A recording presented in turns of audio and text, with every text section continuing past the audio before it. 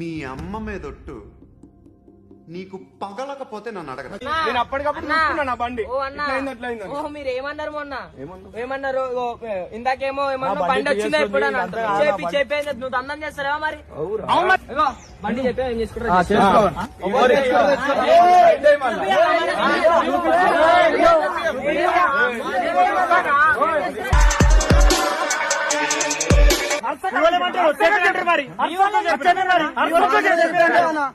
చెప్పిన నాకు ఇంత కోపం రాలేదు. శాంతిగా ఉండాలనిపించింది. శాంతిగా ఉన్నా.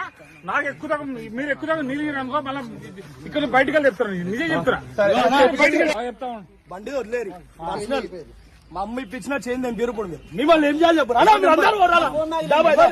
అప్పుడేమని చెప్పు.